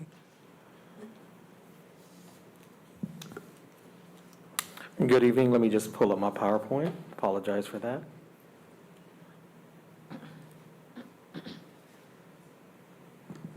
So good evening, Board President Lopez, Vice President Clark, fellow members of the board, Dr. Stubblefield. Thank you for an opportunity to come before you to give you an update on where we are as far as our staff COVID testing policy. So in looking at the dashboard, and I know you all have an opportunity to see that weekly, and that is something that is available to our public. On the week of October 2nd through the 8th, these were our confirmed numbers. I was able to, when turning this in, we did not have the next batch of data yet. So in looking in that, we had 16 students confirmed positive in our last week and 4 staff. So we are continuing to see decreases in this area. So we're going to continue to practice mitigation as well as the things we can do to decrease the numbers within our district. In looking at implementation, one of the things I did mention last time was Bright Star. And Bright Star will be providing the personnel to do our testing at the 51 projected sites. So those sites are our 48 campuses, as well as the North Central office. And I apologize because that should be Nutritional Services Center and our transportation hub. This is free. They are paid for through other grants that we did not apply for, and they are currently testing in 70 sites in Missouri. So they are testing with KCMO Public Schools as well as some other sites. So they are engaged in the school testing already, so this isn't something that would be brand new to them. They'll provide the personnel. That does decrease the workload of our nurses, who we do know are being asked to do a number of things and pushed and pulled a number of ways just with the pandemic. So we do think this is a very good thing. The other piece is they are going to work with us to get this done during work hours. So that way, as stated in the previous presentation, we are not asking staff to come in early or stay late in order to do this type of testing. One question that I know that always comes up is what types of test will this be? There are 2 options. They have the nasal test and the saliva test. It is not the invasive nasal test. I know I had that at one point when I was exposed and I felt like the instrument was going near my eye. It is not that. It would be something that would just go in the nose, kind of drum around, and then be pulled out, but they also have the saliva. So it is at the 48 sites plus the other 3 that were mentioned. And our testing for the pilot are going to be Wyandotte High School, Carl B. Bruce Middle School, M.E. Pearson, and the Nutritional Service Center. So I want to personally thank those leaders, the principals, and Josh for taking this step to help us figure out how this is going to work and helping us work through some of the bumps that we are going to have to help us get to where we want to be. In looking at the timeline, we still are on track to start the week of December 6th, which is what we talked about at the previous board meeting. What testing will include is, and I'm going to start with the 3rd bullet, is testing non-vaccinated adults weekly. So we've talked about that. But then the other pieces are test to learn, test to play, and test to stay. These will be for students and staff. And I'm bringing these up because I know those are questions that have come up, and this is an opportunity for us to keep staff and students on site. I'm going to explain those in further detail in 2 weeks. Well, it might be 2 weeks, whenever our next board meeting is on the 9th. So I just wanted to bring those up, though, because I do know those were asked. But they will be mechanisms through a partnership with Bright Star and KDHE and through a grant that we're applying for and in the process of working with in order to keep students and staff at school after an exposure, but in a safe manner. And I just want to clarify for the students, because that question did come up during the last virtual listening and learning. It's opt-in. We won't force students to take a test, but parents will have the option if their child is a close contact and they are not showing symptoms, for them to test so that they can stay in school and not have to quarantine. Yes, And like I said, we'll have more information because we do have further meetings with, we're really working hard to partner our KDHE partner with Bright Star so that we can do this all in one mechanism as opposed to trying to move different pieces. Bright Star will also be able to provide the lab will bring back results within 24 to 48 hours. What they state is 36. So that's where we'll be with them. In looking at our vaccination policy, I know this was approved. I'm not going to go through it. But the one bullet I am going to discuss is the 5 additional sick leave days, because that was something that was discussed at the last board meeting. So in looking at that, one of the things that was brought up was a $150 payout for each day that of the 5 days, that potentially that would be something that could be looked at by the board. So what I have are some numbers here, and we can run other numbers if needed, in the very near future if needed. But one of the things looking at is, if we were to pay every employee, now this is 100% of staff being vaccinated. That may not be the case. We may not get to 100, but we wanted to start with a ceiling. If we paid for all 5 days, it would cost the district $3.126 million, $3,126,750. That would be every staff member being vaccinated, having proof, on file, and then us paying the full 5 days. The next number would be, and I'll explain this, and I'll also explain why I have a bold portion there, would be 3 of the 5 days being paid to every staff member in the district if they were fully vaccinated, and that would be $1,876,050, okay? The other thing to remember of that is that would be the same number we would pay out if 60% of our staff members had vaccination on file and all of them were paid for the full 5 days, okay? So that's where that number came from. And I want to thank Rachel Swartz from Compensation and Human Resources for putting the work in to look at our number of employees and what this would cost. The last bullet I have for you is paying employees 2 days. And we'll start again with the 100% of employees. That would be $1.25 million, $1,250,700. That would also be the cost of 40% of our staff being fully vaccinated, us having that on file and paying them out. In a realistic look at where we would possibly be if you decided to pay out the 5 days, you're probably looking at a number somewhere in between the 40% and the 60%. Because when we looked at our numbers from the spring, we're roughly over 50. There is the potential that is closer to 60 at this point. We'll know that as we, in the next week or two, send out information so the staff can upload their vaccination status, and then that'll give us a better idea.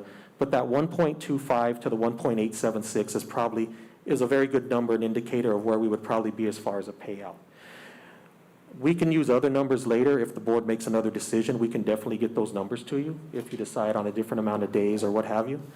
Or if our percentage is, and hey, we can always keep our fingers crossed that we're at 75% instead of 60, and we'd be able to run that number for you as well. So I'm going to go ahead and leave it at that. If the board has any questions. Thank you, Mr. Linkus. The only thing I was going to add is there was some questions around when people could receive the payout. And working with HR in business, and what we found to be cleaner is at the end of the school year, you can either get paid out for the 5 days or roll the 5 days over to keep in your disability bank for the following year. I think that was a question that came up. And then another question that was asked was around if someone starts in January, Yes. How will we do that? And we would prorate the days. So like if you are employed prior to then, you'll qualify for the 5 days. But if we hired you late and you are vaccinated, you would get 4. If you start in March, and so on and so forth. But we could put all of that in writing and share it with staff. And as we onboard new staff after the first of the year, we can share that information up front. Yeah, just piggybacking on what Dr. Stubblefield said, we looked at December 31st as the cutoff. So the 5 full days would come there. And then to give you an example, a hiree in January would be eligible for 4, February 3, March 2, April 1. So we thought that would be the fairest route, just because we know we have staff that had been working longer, had got vaccination documents in longer, and we wanted to be equitable to all members of our organization. Thank you, Mr. Linkus. I know Dr. Yeager has a question. Thank you for the presentation. However, I don't think that it was clearly addressed. The principals had concerns as it relates to people taking those 5 days. So those who are opting to take those 5 days, it would be detrimental to attendance and have an impact on staff.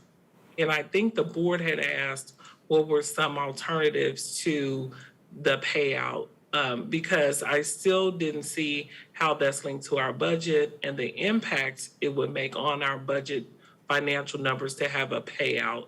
So was there any presentation as it relates to those two concerns, possibly rolling it to next year or doing it a different way than a payout? So staff would have the option to roll the days over for next year.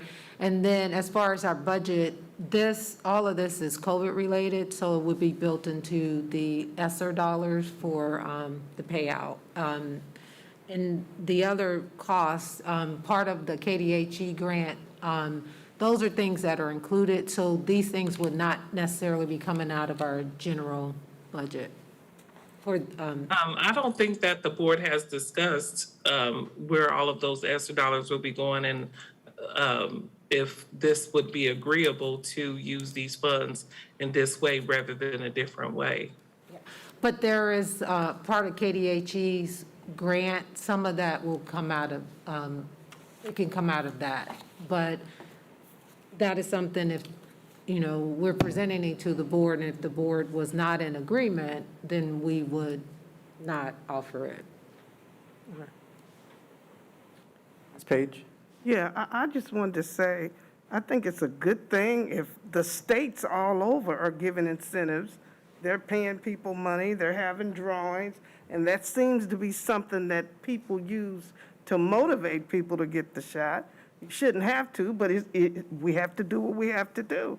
So I don't see anything wrong with giving them the option of getting paid or possibly rolling that over. That is an incentive. It may help to get more people in.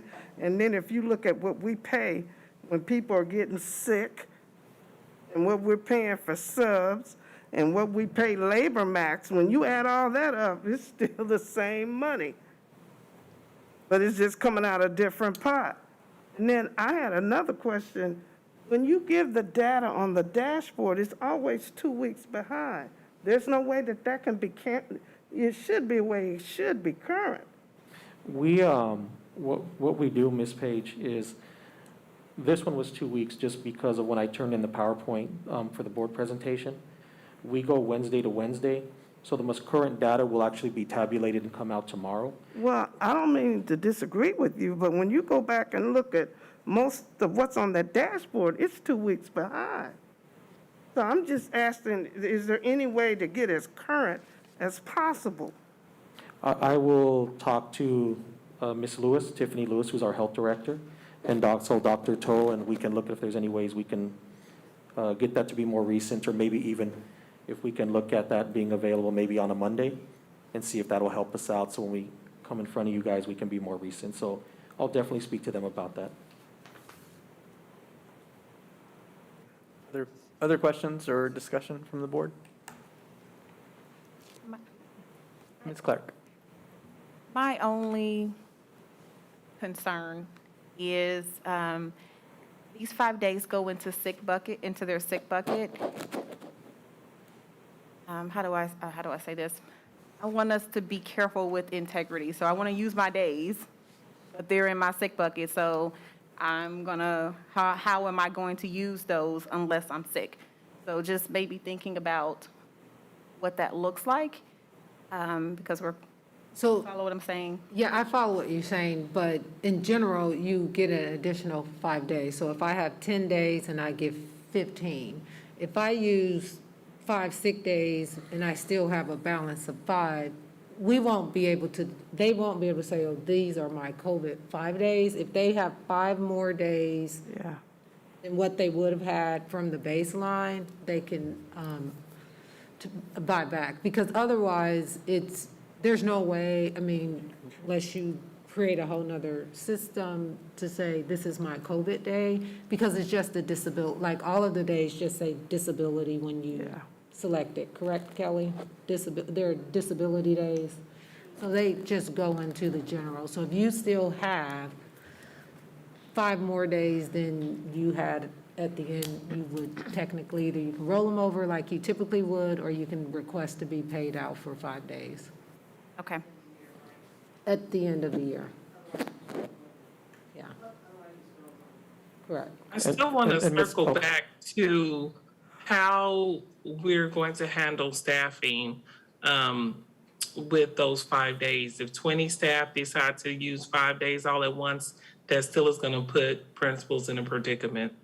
So I think it's just still important to get some feedback on how it should be best handled if that situation comes up, rather than waiting till it happens, 20 people ask or 15 minutes ask, and then they get denied for that time, or they're just all out sick.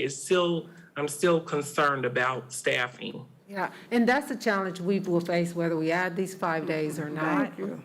If we don't have blackout days or where we can just say, we've got too many sub-requests, you can't take it off, if that's not a part of our current agreement, that's a challenge that we face.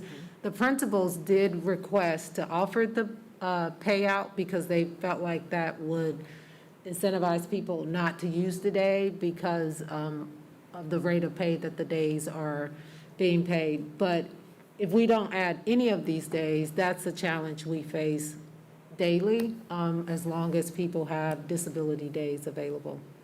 And getting I back don't to. have a problem with the number of days being offered. I just have concerns with staffing and the backup plan for when it happens. Ms. Page? Now, Ms. Tushman could answer this. Right now, you can't take 5 days. I mean, the way the protocol is set up, and you can correct me if I'm wrong, you can only take certain days at certain times. Now, unless you're sick, there's nothing you can do about that. And if you have an extreme or family emergency, but you can't just say, I'm gonna take 5 days. It doesn't work like that. And it's already set up. So I don't have any problem with that because the system is already set. So Ms. Brownlee-Page, also discussing that, the other piece to that is, I believe it's 4 days you can take without a doctor's note, but Kelly would be the expert on that. And then you'd have to bring verification for illness. The other oh, yeah. Yeah. The other piece to that is if I'm a building principal, or we will even change this. Stephen Link is the employee, misses every Friday. The principals are monitoring that, or the department heads. They can also look into that and say, Stephen likes his 3-day weekends. So we're going to have a sit down with Stephen and discuss, is there something going on to find out if there's furthermore, and then request for a doctor's note or some type of verification can be asked for. So those are already within our systems. So, I mean, I know no system's perfect, but we do have some check marks in there that we can say to ensure, at least look at integrity of how we're using our days. Yes, I want to make sure I clarify. I understood the policy. I understand the 3 days. I understand the doctor's note. That's pretty standard. So I just want to make sure I clarify what my question really was, because the time is in the sick day. So we are definitely trusting our staff to say, do what's right by the 5 days. Yes. That was really my comment. You give me Yes. an additional 5 days. I can take one here. I can take one there. We're saying, do what's right by the 5 days is what we're really asking our staff to do. Definitely want to clarify my statement there. Yes, ma'am, that's what we're doing. Dr. Nguyen? But again, Dr. Stubblefield, they have to be sick to take the day. They just can't take I can't take a personal day.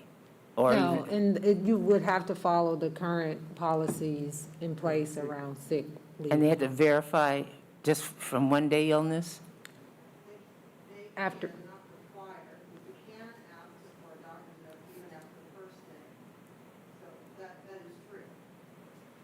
So there's, I think, the built-in accountability. Yeah. Thank you, Mr. Lopez. Thank you. Other questions? Ms. Page? And you also have to remember, if those are my sick days, I don't care what profession you're in. You know what the system is set up to be, and you have to follow it accordingly. So people aren't just, I mean, we got to give them some credit. Thank you. Thank you, Mr. Linkus. Don't need to approve this one. No, you approved it the Yeah. last time.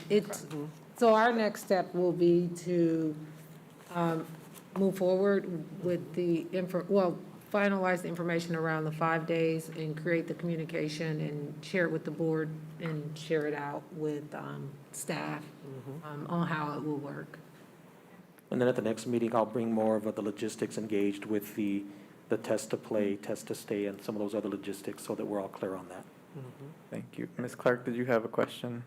Just one other thing is maybe thinking about the sick days. I know the policy is there, so currently if our staff member is off sick because they need to take care of their children, and I bring you a doctor's note because maybe my child had COVID, and so I don't know if you have those answers or what your policy is around those, but I could see questions like that coming up as well as I use my time. Yes, ma'am, we'll include that. Thank you. Ms. Page? So tonight, just for clarity, because I want clarity, I thought we were going to vote on the 5 days or not. We're not.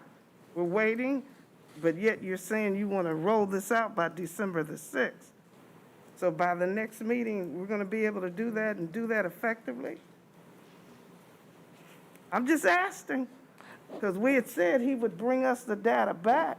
So I have the data here. The board can always call for a vote, or if you would like us to work further on this with more details, we're at your disposal to do that as well. So unless I misunderstood, the last time you voted to approve it, including the 5 days, where we needed clarification if we were going to reduce the number of days that they could actually get paid out. So that's why the scenarios were around the 5-3-2 as far as being paid out, but the 5 days were a part of the approval. The last time it was the payout, what level of payout?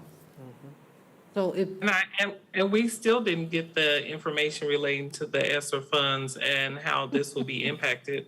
We was advised just tonight or via the presentation of how much it would cost if it's 100% took out the buyout rather than using the days, but we have not received the balance of the ESSER funds and how much we had left for the spending expectation for that, because that previously was not presented as part of the ESSER spending. so in the ESSER 2 tonight, just the update of adding the retention is a part of that. We have not allocated, we've just started the information gathering around ESSER 3 and how it should be used from all of the stakeholders, which there will be a formal opportunity for the board to see the list of what all the stakeholders said and also to offer their input. We are waiting on the finalization of the KDHE grant because it may be able to come out of that, and then we'll know either if it's going there or if we have to include it in the ESSER 3. The ESSER 3, Tracy, if you're on, I think it's $40 million or something around there. So that's where we're just waiting on, we submitted the grant for the KDHE, and it may be able to be included in that component. We don't know the exact balance left over from ESSER 2. We do know that we were under for what we have allocated for summer school and some other areas. So as those numbers finalize, we can give an update around what the balance is once we implement the things that are in there. But there are some things that monies were allocated for that came under and some things that are over. So finance is just waiting on some final invoices for what was submitted for year one, and we can provide an update around that. Tracy did in what's on here for tonight, give the numbers as of where they were when she put this presentation together, when we added in the retention bonus, which is the one of the items coming up for board approval tonight. Did that help, Ms. Page, kind of clear up? So I don't mean any harm, but we never talked about the ESSER funds when we talked about, correct me if I'm wrong, and we were talking about the 5 days. I thought that had nothing to do with that. She had a concern about whether it was 5, 3, or 2, It was never about where the money was coming from to a certain degree. And I was just wondering, I just thought we were voting tonight on the 5, but you said when we voted, that was included, so. Yes, that was included in the previous motion that the board passed to adopt in this policy at the last board meeting, I believe it was. But it did include the 5 days. I got a question. Dr. Nguyen? Thank you, Mr. Lopez. This is for you, Greg. Since the last meeting, have we found out any more about the impact of the federal mandate on our employees other than Head Start? No, there's been nothing further from the feds on the federal, so anybody that's considered a federal contractor, for example. Correct. Is mandatorily required to get the vaccination, so that's where you get into the issue with like the Head Start, because they're grant funded through those federal dollars. Right, we know that, but I'm talking all the other federal dollars and federal programs that we have. We've not heard anything more about that. I understand not just us, or not just the school districts are looking at, but for example, KU, I think, is looking at That's that what as I'm well. referencing. Anybody has federal grants, that, I mean, There's been nothing. they understand that they are in the pool, potentially in the pool. Potentially. There's been no direction from the feds yet, but that is the concern. We just haven't heard anything more from the feds yet. Well, you probably need to push that button, so at least inform those individuals, one would think. Makes sense. Yeah, does that make sense to everybody? I mean, basically, we haven't heard anything more, but in other areas, the federal government has taken the position that if you're a federal contractor or federal dollars are paying your salary or your wages, that is, they're considering those to be federal employees who are subject to the federal mandate. And surrounding colleges and universities are interpreting that way. So my question to us is that have we had the discussion with those potential employees that may also be impacted? I mean, you don't want that date to come and go and leave them in a lurch. The One would only groups that we have communicated directly with are the early Head Start, Right, those individuals.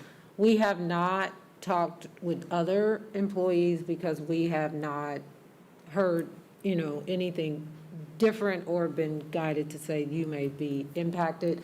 That is something that I can check with KSB and legal to see what should we be communicating, because we collectively, like school districts, haven't been given any direction.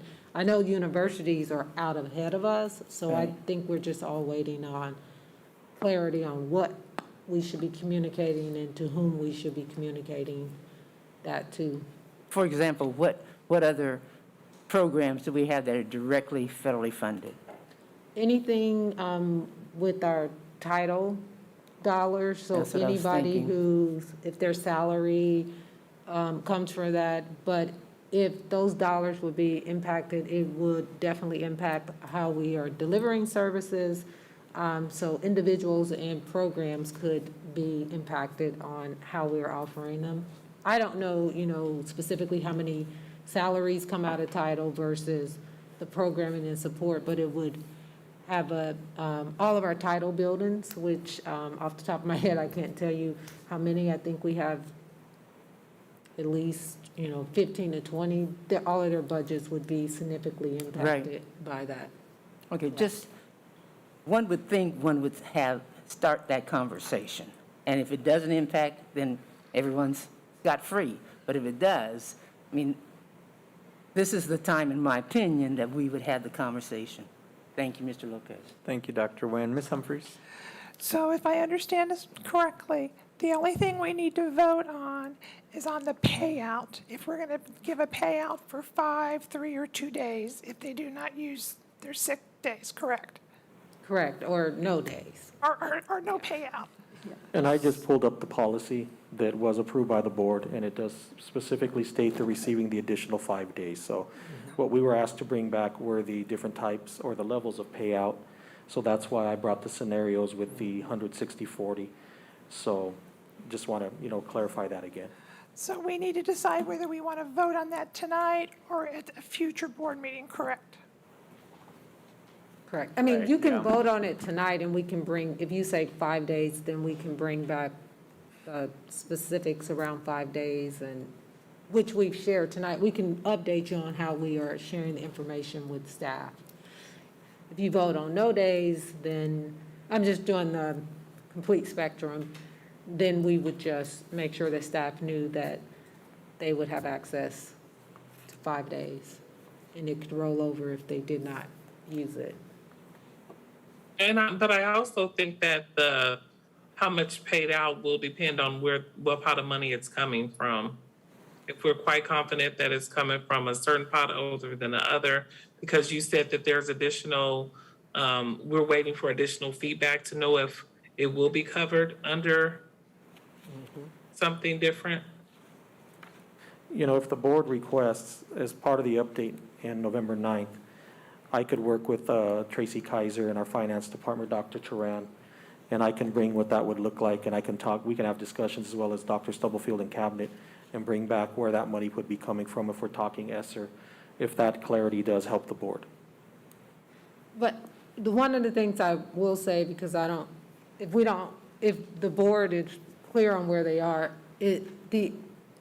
so we have probably, with our ESSER funds, when you look at $3 million, $3 million is a lot of money, but when you look at the totality of the amount that we're getting, if we had to take it all out of ESSER, it would not necessarily negatively impact anything else that we are doing around summer learning or our HVACs or those kind of things. So I just want to be transparent around that component. When we look at, we know for sure that 100% of our staff, for a variety of reasons, will not be able to be vaccinated from, and we are looking, if our staff reflects like the general population, we probably will be looking anywhere between 50 to 60% of our staff being vaccinated.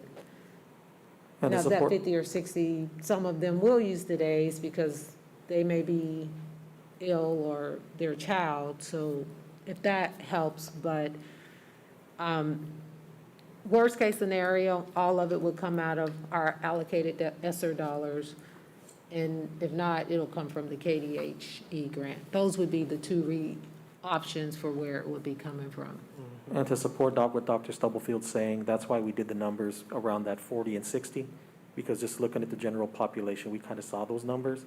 So that's why we thought that 1.25 and that 1.876 was kind of a good bubble to look at because of where the general population is, vaccination rates.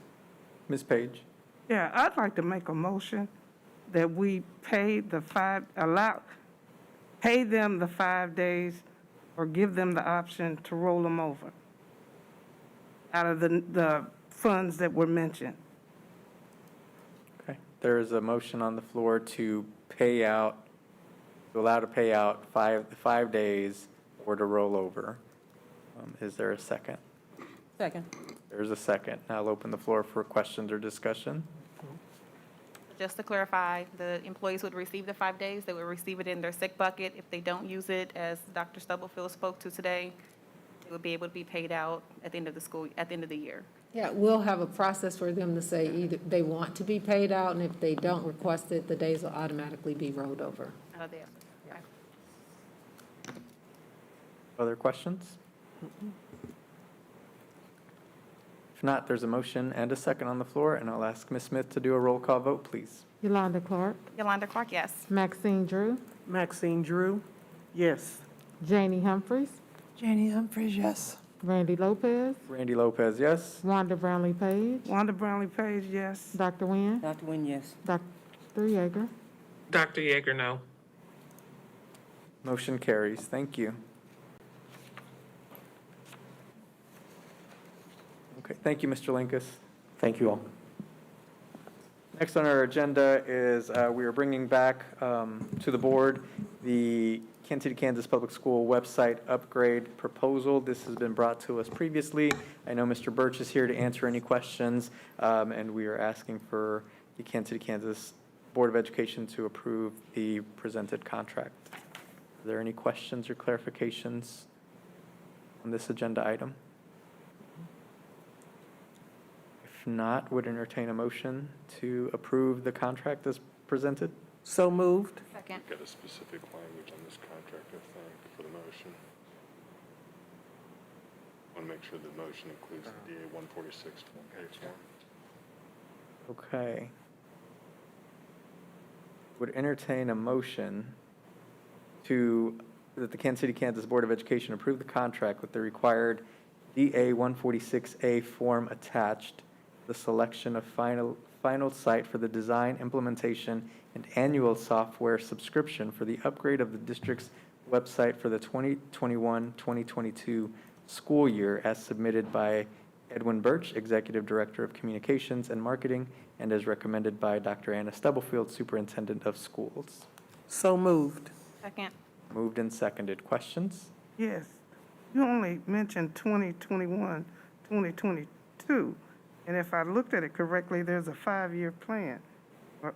So, was that a 5-year payment plan, for clarity? Okay. The answer from Mr. Birch was that was a 5-year payment plan in Okay. case you couldn't hear for those online.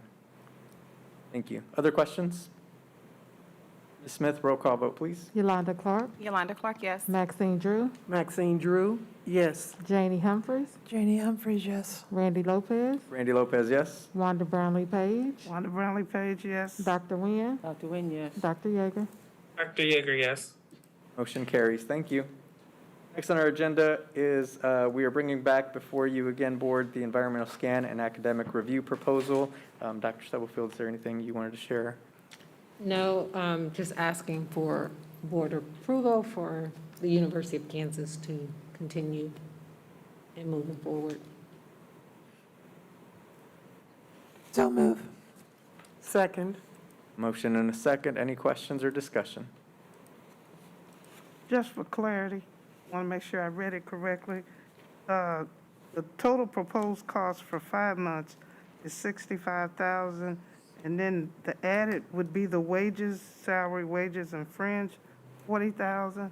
The No, total is that's 60. included That's in that. included. Gotcha. Thank you. Other questions? Not Ms. Smith, roll call vote, please. Yolanda Clark, Yolanda Clark, yes. Maxine Drew, Maxine Drew, yes. Janie Humphries, Janie, yes. Randy Lopez, Randy Lopez, yes. Wanda Brownlee Page, Wanda Brownlee Page, yes. Dr. Nguyen, Dr. Nguyen, yes. Dr. Yeager. Dr. Yeager, yes. Motion carries. Thank you. Next on our agenda is an update on the ESSER II allocation. We have Ms. Tracy Kaiser with us online, I believe. Yes, and this. I'm here. Oh. This is just asking for the board to approve the remainder of the ESSER II funds for allocations of year 3, as submitted by Tracy Kaiser, Executive Director of Business Operations, and Dr. Judith Campbell, Associate Superintendent of Leadership and Learning, and as recommended by myself, Dr. Anna Stubblefield, Superintendent of Schools.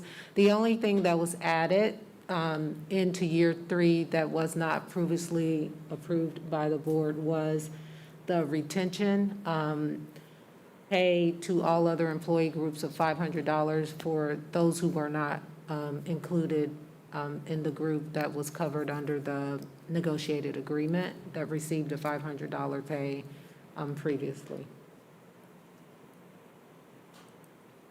Dr. Nguyen? Thank you, Mr. Lopez. Dr. Stubblefield, did you just say included into 2 or 3? This is 2. Right, so what? Did you Year just- 3. When they submitted the original application in the spring, it just covered year 1 and year 2. There's a December deadline, but it has to go through the state board. So we had to say, year 3, we're continuing what we set out for in years 1 and 2. Right, but you're taking those funds out of ESSER 3 or ESSER 2? ESSER 2, Okay, that's, yes, I didn't understand yeah. what you said.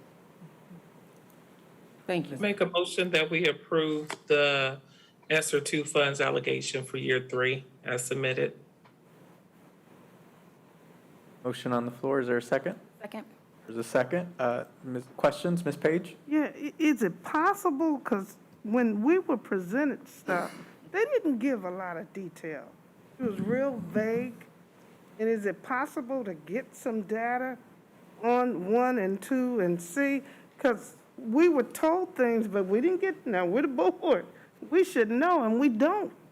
Yeah, so we are, one of the things that I've been working with the cabinet on is evaluating all of those things and so that we can present it in a transparent manner, not only to the board, but to the community. So yes, we will bring something forth. The deadline that I share with the cabinet and district administration is by the end of November. We should really have something that we can share with the board and the community, by the end of November is the target date. Like our last meeting to go through the stuff, I believe is November 22nd. I may have my dates off. But we do, it's something that I've been discussing internally with the team. Because people ask, and it's embarrassing to say, we don't know, because we weren't given that data. It was a real quick kind of, and we needed more detail. We asked, but we didn't get it. So it would help. So if people ask, we can say, this is this, or you can go here, you'll see it here, you can read it for yourself. Thank you, Ms. Page. Other questions? I should clarify, I said the only major thing that was added was the retention. We did expand the language around tutoring and some other things with expanding our community partnerships to work with community organizations, because one of the barriers that we have found is that there are community partners that have resources that we don't necessarily have that could provide tutoring during the school day and after school. So that is something that we also included. We just expanded that definition for the use of the dollars going forward. And that just made me think of when Sharita and them were here and they were talking about enough is enough and things that the young people said they wanted to see.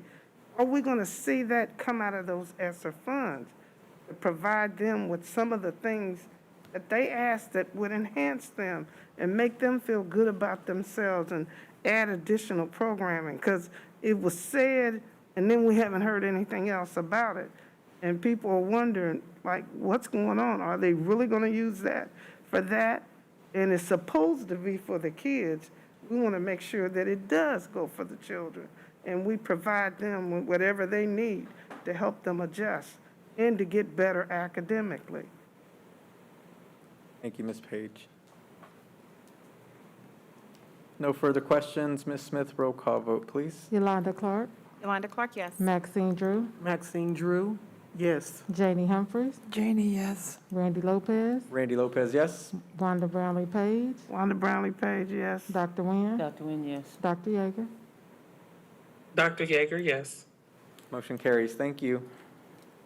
Next on our agenda, we have up for our second read, policy discussion on policy EBBD.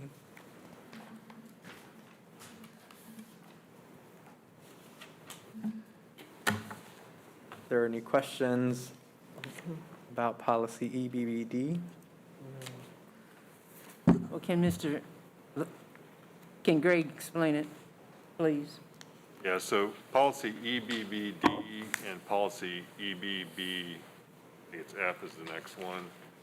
Those kind of go in conjunction with each other, and you recall from the last time, these two relate to modifying our emergency crisis planning to do two things. One is to pull into account crisis planning for things like COVID, which previously wasn't covered. It previously was tornado drills, bomb threats, that kind of thing.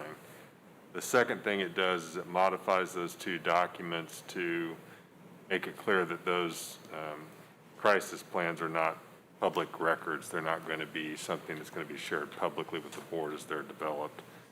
And that you kind of have to read the two things in conjunction with each other to see what they're doing.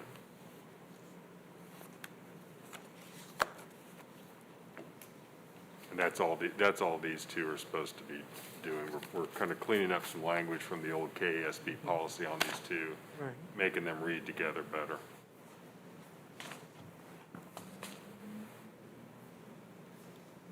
Other questions on? Okay, would entertain a motion to accept for second read policy EBBD. So move. Second. Moved and seconded. Questions, discussion? Ms. Smith, roll call, please. Yolanda Clark, Yolanda Clark, yes. Maxine Drew, Maxine Drew, yes. Janie Humphries, Janie, yes. Randy Lopez, Randy, yes. Wanda Brownlee Page, On the Brownlee page, yes. Dr. Nguyen, Dr. Nguyen, yes. Dr. Yeager. Dr. Yeager, yes. Motion carries. Thank you. Next up is policy, second read for policy EBBF. Mr. Goheen explained earlier. Are there any questions? And just Move for for total approval. clarity, this one just includes the emergency drills and does work in conjunction with the one we just looked at a second ago, EBBD. Move for approval. Motion to approve. Is there a second? Second. There's a second. Questions? Ms. Smith, roll call, please. Yolanda Clark, Yolanda Clark, yes. Maxine Drew, Maxine Drew, yes. Janie Humphries, Janie, yes. Randy Lopez, Randy, yes. Wanda Brownlee Page, On the Brownlee page, yes. Dr. Nguyen, Dr. Nguyen, yes. Dr. Yeager. Dr. Yeager, yes. That's not a, that's on the thing. Motion carries. Thank you. Next on our agenda is just an informational item. These will come up again on Friday at our special board meeting, so there is no action required on the following KASB policy updates, but they're here for your information board, just to keep them in front of you. We will discuss these in more detail on Friday at our special board meeting. Okay. Next on our agenda is to recess to executive session. Would entertain a motion to recess to executive session for teacher negotiations pursuant to the exception for employer-employee negotiations under Kansas Open Meetings Act, going in at 7 p.m. for 10 minutes. So moved. Second. Moved and seconded. Ms. Smith, roll call, please. Yolanda Clark, Yolanda Clark, yes. Maxine Drew, Maxine Drew, yes. Janie Humphries, Janie, yes. Randy Lopez, Randy, yes. Wanda Brownlee Page, On the Brownlee page, yes. Dr. Nguyen, Dr. Nguyen, yes. Dr. Yeager. Dr. Yeager, yes. Motion carries. Thank you. Staff, if you are not involved in this, you are free to leave for the evening. Thank you. Thank you, staff.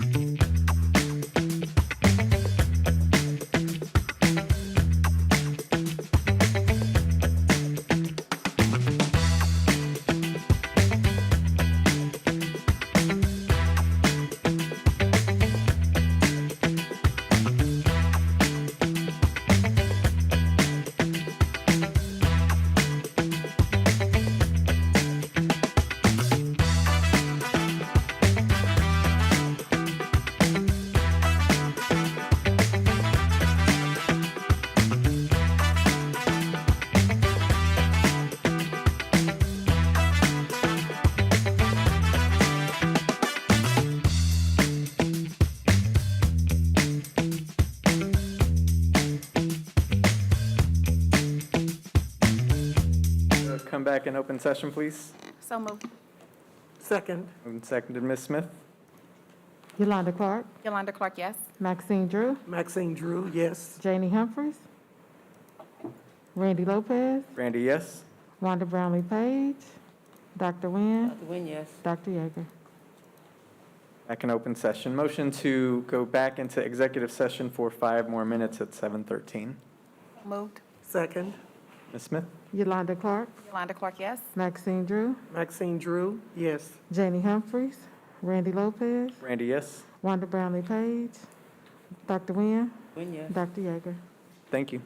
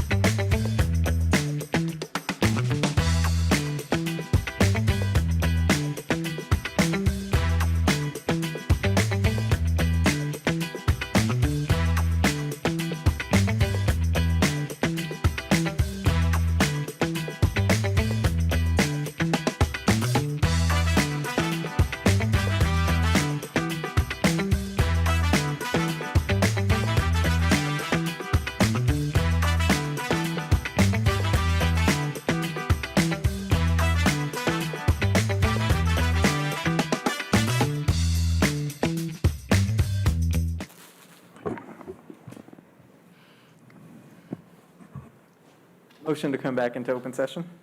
So move. Second. Ms. Smith? Yolanda Clark, Yolanda Clark, yes. Maxine Drew,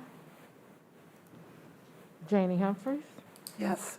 Randy Lopez, Randy, yes. Wanda Brownlee Page, Wanda Brownlee Page, yes. Dr. Nguyen, Dr. Yeager. Back in open session. Would now entertain a motion to recess to executive session to discuss the board clerk evaluation pursuant to non-elected personnel exemption to coma for 10 minutes going in at 7:21. So move. Second. Ms. Smith? Yolanda Clark, Yolanda Clark, yes. Maxine Drew, Janie Humphries, Yes. Randy Lopez, Randy, yes. Wanda Brownlee Page, Wanda Brownlee Page, yes. Dr. Nguyen, Dr. Yeager. Motion passes. Thank you.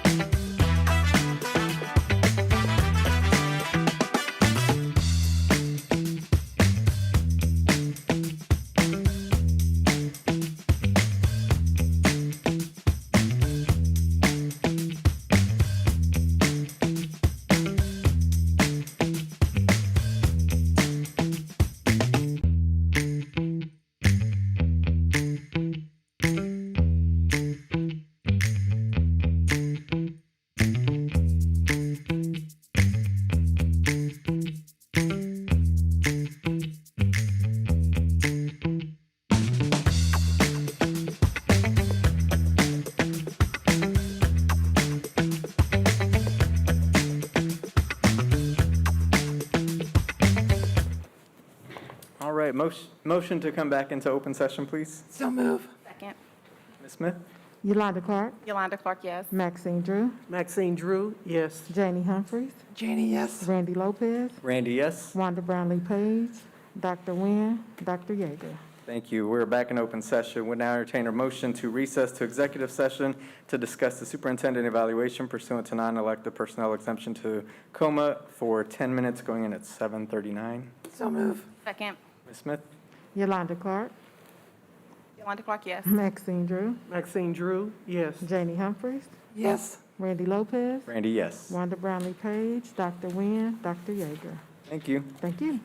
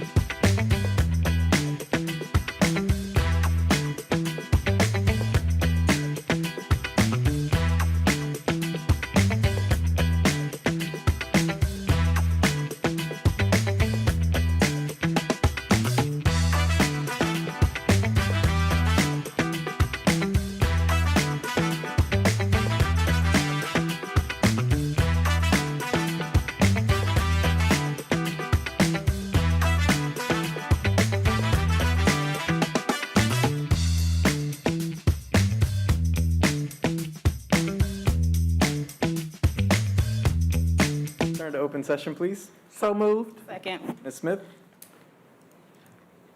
Yolanda Clark, Yolanda Clark, yes. Maxine Drew, Maxine Drew, yes. Janie Humphries, Randy Lopez, Randy, yes. Wanda Brownlee Page, Wanda Brownlee Page. Dr. Nguyen, Dr. Yeager. Thank you. We're back in open session. We'll now entertain a motion to recess to executive session to discuss matters of non-elected personnel in order to protect the privacy interests of the parties involved under coma, going in at 7:53 for 10 minutes. So moved. Second. Ms. Smith? Yolanda Clark, Yolanda Clark, yes. Maxine Drew, Maxine Drew, yes. Janie Humphries, Randy Lopez, Randy, yes. Wanda Brownlee Page, Wanda Brownlee Page. Dr. Nguyen, Dr. Yeager. Thank you.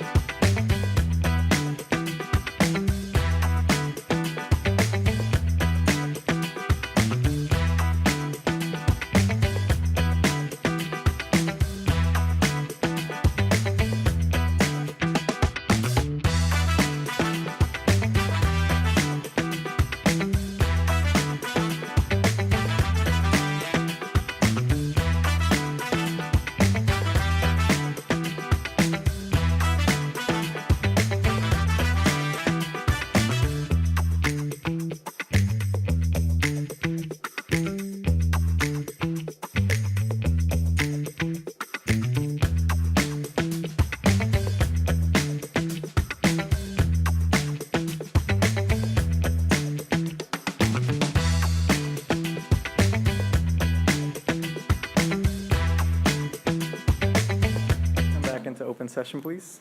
So moved. Second. Ms. Smith? Yolanda Clark, Yolanda Clark, yes. Maxine Drew, Maxine Drew, yes. Janie Humphries, Janie, yes. Randy Lopez, Randy, yes. Wanda Brownlee Page, Dr. Nguyen, Dr. Nguyen, yes. Dr. Yeager. Yeager, yes. Thank you. We're back in open session. Board, just a reminder that we do have a special board meeting this Friday at 1:30 PM here in the boardroom. For those that require Zoom, we will make that option available as well. Please let Ms. Smith know. But otherwise, we will see you all on Friday at 1:30. You have the agenda? That is being put together and solidified and finalized. We'll have the agenda and documents soon. Thank you, Dr. Nguyen. All right, this meeting is adjourned. Thank you. It's the tiniest can of Coke I've ever seen in my life.